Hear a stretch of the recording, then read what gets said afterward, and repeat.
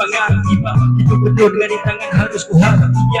Harapku tidak lupa diri bila gembira, dan cuma pula mencari kau di saat tiba. Cuma manusia penuh dengan kesilapan, tapi bisa membedakan cahaya dan kegelapan.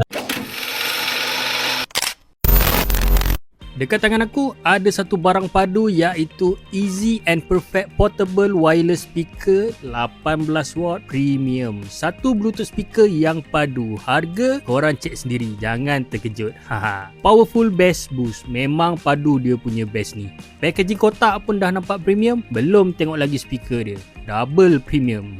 Jom kita tengok apa yang korang akan dapat dalam box ni. So dalam box ni korang akan dapat macam biasa satu user manual, USB cable Type-C untuk pengecasan, satu PU leather strap untuk korang pasangkan dekat speaker tu nanti. So senang nak carry speaker ni dan dibawa ke mana saja. 2 biji mikrofon. Korang ada option sama ada nak beli speaker sahaja ataupun beli sebiji ataupun 2 biji mikrofon ni sekali. Dan ini dia windy Bluetooth speaker. Memang premium, memang solid build quality speaker ni. Sekali pandang memang nampak beribu harga speaker. Semua kontrol ada dekat atas speaker ni. Ada port USB-A, ada port untuk mic, ada port untuk micro SD card, USB-C untuk pengecasan dan lain-lain button untuk kontrol volume, bass dan treble. Selain daripada Bluetooth, korang juga boleh play music menggunakan pendrive ataupun micro card SD. Memang nice kan? Bateri speaker ni pula berkapasiti 2400 mAh. Ada 12 bulan waranti.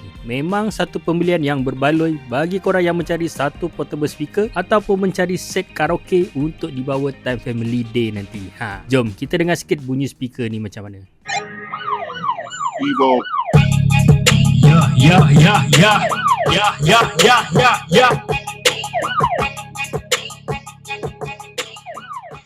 So macam mana? Nak dengar betul-betul padu? Korang memang kena beli dulu.